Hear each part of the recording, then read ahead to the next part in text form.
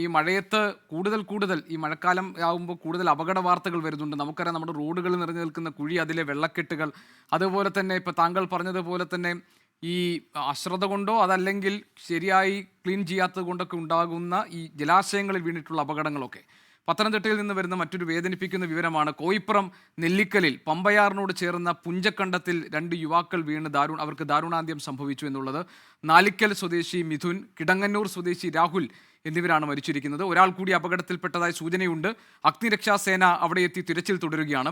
A V Jaishankar പത്തനംതിട്ടയിൽ നിന്നുണ്ട് വിവരങ്ങൾ നൽകാൻ. ജയശങ്കർ, എപ്പോഴാണ് ഈ ചെറുപ്പക്കാർ അപകടത്തിൽപ്പെട്ടത്? എങ്ങനെയാണ് അവരവിടെ എത്തിയത്?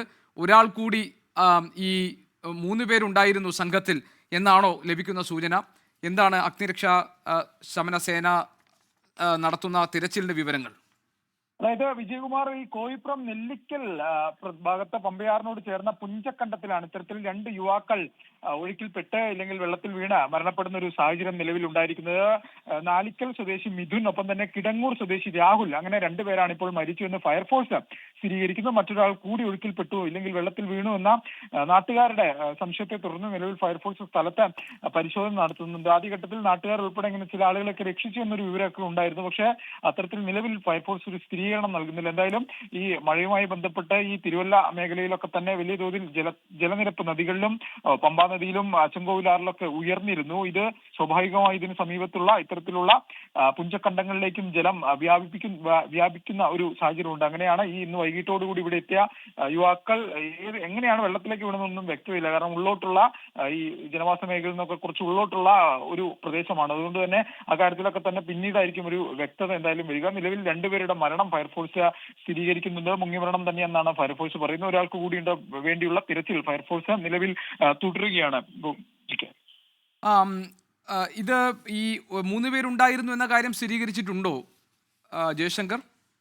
അതായത് ഫയർഫോഴ്സ് നിലവിൽ പറയുന്നതനുസരിച്ച് 2 പേരുടെ മൃതശരീരങ്ങൾ ഇവിടെ നിന്ന് കണ്ടെത്തിയിട്ടുണ്ട്. ഇവരുടെ മരണം ഫയർഫോഴ്സ് സ്ഥിരീകരിക്കുന്നു. ഒപ്പം തന്നെ നാട്ടുകാർ പറഞ്ഞതനുസരിച്ച് ഒരാൾ കൂടി ഉണ്ടെന്ന് നാട്ടുകാർ പറഞ്ഞതിന്റെ അടിസ്ഥാനത്തിലാണ് നിലവിൽ ഫയർഫോഴ്സ് തിരച്ചിൽ നടത്തുന്നത്. രാത്രി സമയമാണ്, വെളിച്ചത്തിന് ഉൾപ്പെടെ പ്രതിസന്ധിയുള്ള ഒരു സ്ഥലമാണ്. അതുകൊണ്ട് തന്നെ ഫയർഫോഴ്സിനെ സംബന്ധിച്ച് വളരെയധികം ശ്രമകരമായ ഒരു ദൗത്യമാണ് ഫയർഫോഴ്സ് അവിടെ നടത്തുന്നത്. നിലവിൽ ഈ ഫയർഫോഴ്സിന് ലഭിക്കുന്ന വിവരങ്ങൾ അനുസരിച്ചാണ് ഇത്തരത്തിൽ ഒരാൾ കൂടി ഉണ്ട് എന്ന് പറയാനാവുക. 2 പേർ മരിച്ചു എന്നത് ഫയർഫോഴ്സ് സ്ഥിരീകരിക്കുന്നുണ്ട്. പക്ഷെ അത് ഔദ്യോഗികമായി ആശുപത്രിയിലൊക്കെ നടത്തേണ്ട സ്ഥിരീകരണമാണ്. പക്ഷെ അവർ ഗ്രൗണ്ടിൽ നിൽക്കുന്നവരാണ്, അവർ ഇത്തരം സാഹചര്യങ്ങൾ നേരിട്ട ആളുകളാണ്. അതുകൊണ്ട് തന്നെ അവർക്കത് ഒരു സ്ഥിരീകരണം പ്രാഥമികമായി ഫയർഫോഴ്സ് 2 പേരുടെ മരണം സ്ഥിരീകരിക്കുന്നു. അവർക്ക് വേണ്ടിയുള്ള തിരച്ചിൽ നിലവിൽ നാട്ടുകാരുടെ അഭ്യർത്ഥന പ്രകാരം ഇങ്ങനെ ഒരാൾ കൂടി ഉണ്ടെന്ന ഒരു സംശയത്തിന്റെ അടിസ്ഥാനത്തിൽ തുടരുന്നുണ്ട്. കാരണം ഈ അപകടം നടക്കുമ്പോൾ ചുറ്റുവട്ടത്ത് മറ്റാളുകളോ ജനസാന്നിധ്യമോ ഒന്നും ഉണ്ടായിരുന്നില്ല. അതുകൊണ്ട് തന്നെ എത്ര ആളുകൾ അവിടെ വന്നു, എത്ര ആളുകൾ വെള്ളത്തിലിറങ്ങി, ഇങ്ങനെ അപകടത്തിൽ പറ്റി ഉൾപ്പെടെയുള്ള കാര്യങ്ങളിൽ വലിയ അവ്യക്തത നിൽക്കുന്നുണ്ട്. കുറച്ചധികം ഉള്ളോട്ടുള്ള ഒരു പ്രദേശമാണ്. അതുകൊണ്ട് തന്നെ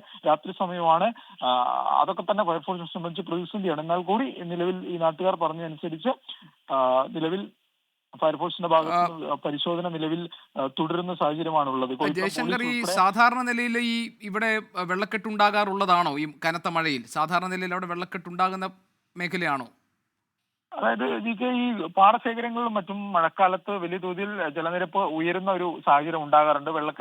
വെള്ളത്തിന്റെ അളവ് സ്വാഭാവികമായും വർദ്ധിക്കുന്നതാണ്. ഇപ്പൊ ഈ മരണപ്പെട്ട ആളുകളൊക്കെ തന്നെ നാട്ടുകാരും അവിടുത്തെ ഒരു ടെറൈന്റെ പ്രത്യേകതയൊക്കെ അറിയുന്ന ആളുകളൊക്കെ തന്നെയാണ്. പക്ഷെ ഏത് ഘട്ടത്തിൽ ഇവർ വെള്ളത്തിൽ വീണു, അവർക്ക് തിരിച്ചു കയറാനായില്ലേ ഉൾപ്പെടെയുള്ള കാര്യങ്ങൾ അവിടെ നിലനിൽക്കുന്നുണ്ട്. കാരണം ഈ പമ്പാ നദി ഉൾപ്പെടെ പല ഭാഗങ്ങളിലും ചെറിയ തോതിലെങ്കിൽ കരകവിഞ്ഞ് ഇത്തരം വെള്ളം പാടശേഖരങ്ങളിലേക്കും മറ്റും വരുന്ന ഒരു സാഹചര്യം ഈ ആറന്മുളയിലും ഈ പ്രദേശങ്ങളിലൊക്കെ തന്നെ നിലനിൽക്കുന്നുണ്ട്. ഒരു ഭീകരമായ രീതിയിൽ നദികൾ കര കവിഞ്ഞിട്ടില്ലെങ്കിൽ പോലും സ്വാഭാവികമായും എല്ലാ വർഷങ്ങളിലും ഈ മഴക്കാലത്തിന്റെ തുടക്കത്തിൽ ഉണ്ടാകുന്ന പോലെ വെള്ളത്തിന്റെ ഒരു ഓവർഫ്ലോ നദിയിൽ നിന്ന് മറ്റു പാടശേഖരങ്ങളിലേക്കും മറ്റു പ്രദേശങ്ങളിലേക്കും ഒക്കെ തന്നെ ഉണ്ടായിട്ടുണ്ട്. അങ്ങനെയാണ് ഇപ്പോൾ നിലവിൽ ഈ പുഞ്ചക്കെട്ടിൽ ഇത്തരത്തിൽ ജലത്തിന്റെ അളവ് താരതമ്യേന ഉയർന്ന തോതിലായിരുന്നു. അങ്ങനെയാണ് ഈ ആളുകൾ, ഈ എത്തിയ യുവാക്കൾ അതിലേക്ക് വീഴുകയും പിന്നീട് നാട്ടുകാർ ഉൾപ്പെടെയുള്ള ആളുകൾ ഇത് ശ്രദ്ധയിൽപ്പെട്ട് പിന്നെ കുറച്ച് മണിക്കൂറുകൾക്ക് കഴിഞ്ഞാണ് ഇത്തരത്തിൽ തെരച്ചിൽ ഉൾപ്പെടെ ആരംഭിക്കാനായത്, ഇല്ലെങ്കിൽ ഫയർഫോഴ്സിന് ഉൾപ്പെടെ എത്തിപ്പെടാനായത് എന്നാണ് നിലവിൽ ലഭ്യമാകുന്ന വിവരം. എന്തായാലും ഒരാൾക്ക് വേണ്ടിയുള്ള പരിശോധന തിരച്ചിൽ അത് നിലവിൽ ഈ രാത്രിയിലും തുടരുന്നുണ്ടെന്നാണ് മനസ്സിലാക്കുന്നത്. ശരി ജയശങ്കർ, ഏതായാലും ഈ തെരച്ചിലിന്റെ അപ്ഡേറ്റുകൾ തരൂ. പത്തനംതിട്ട കോയിപ്പുറം നെല്ലിക്കലിലാണ് പമ്പയാറിനോട് ചേർന്ന പുഞ്ചക്കണ്ടത്തിൽ വീണ് 2 യുവാക്കൾക്ക് ദാരുണാന്ത്യം സംഭവിച്ചത്. നല്ലിക്കൽ സ്വദേശി മിഥുൻ, കിടങ്ങന്നൂർ സ്വദേശി രാഹുൽ എന്നിവരാണ് മരിച്ചത്. ഒരാൾ കൂടി അപകടത്തിൽപ്പെട്ടതായിട്ടാണ് സൂചനകൾ വരുന്നത്. അഗ്നിരക്ഷാസേന അവിടെ ഊർജിതമായി തിരച്ചിൽ നടത്തുകയാണ്. നാട്ടുകാർ അവിടെ സമീപ പ്രദേശത്തുണ്ട്. പ്രദേശവാസികൾ തന്നെയാണ് അപകടത്തിൽപ്പെട്ട രണ്ട് യുവാക്കളും. അവർ എന്തിനാണ് അവിടെ വന്നത് എന്ന കാര്യത്തിൽ വ്യക്തതയില്ല. അവർക്ക് ടെറൈൻ നന്നായിട്ട് അറിയുന്ന ആളുകളാണ്. മഴ പെയ്യുമ്പോൾ സ്വാഭാവികമായും ഈ പാടശേഖരങ്ങളിൽ പുഞ്ചക്കണ്ടത്ത് വെള്ളക്കെട്ടുകൾ രൂപപ്പെടാറുണ്ട്. അതിൻ്റെ ഭാഗമായി അവിടെയും വെള്ളക്കെട്ടുണ്ടായിരുന്നു. അവിടെ ഈ ചെറുപ്പക്കാർ എന്തിനാണ് എത്തിയതെന്ന കാര്യം വ്യക്തമല്ല. അപകടം എങ്ങനെ ഉണ്ടായി എന്ന കാര്യത്തിലും ഇപ്പോഴും ഒരു വ്യക്തമായ ചിത്രം വന്നിട്ടില്ല. ഏതായാലും അഗ്നിരക്ഷാ സേന ഇപ്പോഴും അവിടെ ഊർജിതമായ തിരച്ചിൽ നടത്തുന്നുണ്ട്. ഒരാൾ കൂടി ഇക്കാര്യത്തിൽ മിസ്സിംഗ് ആണ്. ഈ 3 പേരുണ്ടായിരുന്നു എന്നാണ് മനസ്സിലാക്കാൻ കഴിയുന്നത്. നാട്ടുകാരുടെ സഹായത്തോടു കൂടിയാണ് ഇപ്പോൾ അവിടെ തിരച്ചിൽ പുരോഗമിക്കുന്നത്. AB ജയശങ്കർ ഞങ്ങളുടെ പ്രതിനിധിയാണ് ഈ വാർത്ത റിപ്പോർട്ട് ചെയ്യുന്നത്.